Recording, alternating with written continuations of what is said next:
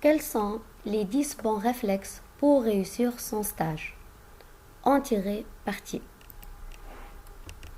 Comment tirer le plus d'enseignements et d'avantages de votre stage pour au final concrétiser cette expérience en levier pour un job futur à court ou moyen terme? Premièrement, faire le point sur ses attentes et ses objectifs.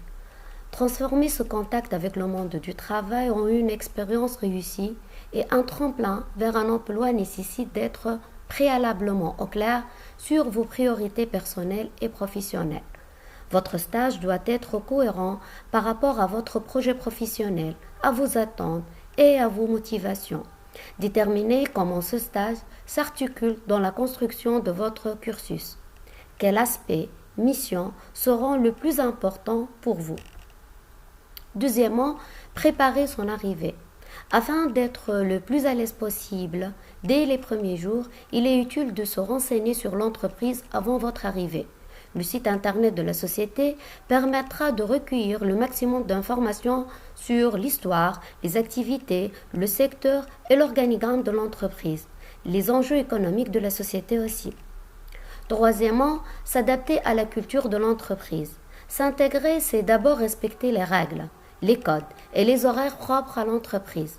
En clair, conformez-vous aux autres salariés en respectant les codes vestimentaires, par exemple costume, chemise, tailleur, les horaires du travail, heures d'arrivée et de départ, temps de pause et les usages, déjeuner entre collègues par exemple. Quatrièmement, multipliez les contacts en entreprise. En arrivant dans l'entreprise, votre maître de stage sera votre plus précieux contact dans l'entreprise. Mais il faut aussi que vous tissez des liens avec un maximum de personnes. Et pourront aussi, pourquoi pas, être vecteurs de recrutement futur. Soyez poli et respectueux avec chaque membre de l'entreprise, du PDG au coursier, et non seulement avec votre tuteur de stage. Vous ne connaissez pas encore tout le monde, et dans l'entreprise, tous les contacts sont importants. Cinquièmement, restez modeste et humble. Vous êtes jeune et peut-être plus compétent dans des domaines précis tels que l'informatique, les réseaux sociaux, que certains salariés de l'entreprise. N'adoptez surtout pas un comportement hautain, mais profitez-en pour favoriser les échanges des connaissances. Aucun salarié n'aime se faire donner des leçons par un petit jeune. Sixièmement, faire preuve d'initiative. Pour un maître de stage, un stagiaire, c'est une fois encore un jeune avec de l'énergie, des idées, des propositions, un regard neuf sur l'entreprise.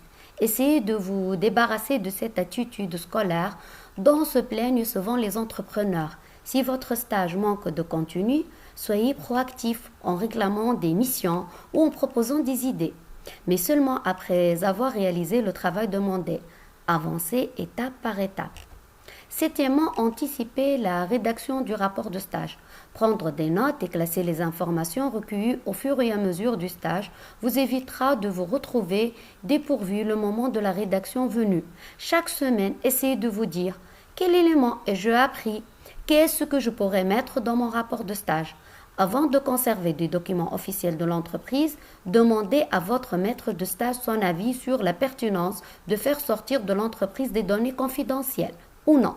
Vous pourrez au passage lui demander des documents complémentaires qui pourraient être utiles. Huitièmement, faire le bilan. Avant la fin du stage, un rendez-vous avec votre maître de stage s'impose. C'est un moment enrichissant où il vous exposera vos points forts et vos points à améliorer.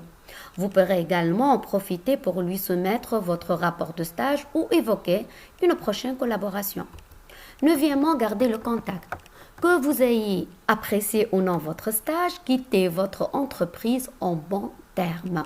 Chaque stage, c'est une occasion d'étoffer votre carnet d'adresses professionnelles avec les noms, fonctions, numéros et adresses électroniques de vos ex-collègues. Partez les mains pleines de contacts. Enfin, au cours de stage, ajoutez l'ensemble des collaborateurs sur LinkedIn ou via Duo. Enfin, valorisez votre stage. Ne résumez pas simplement votre stage à quelques lignes sur votre CV. Mettez-en avant les compétences et connaissances d'un secteur d'activité, d'une fonction acquise susceptible d'intéresser votre futur recruteur. Bon courage à vous tous.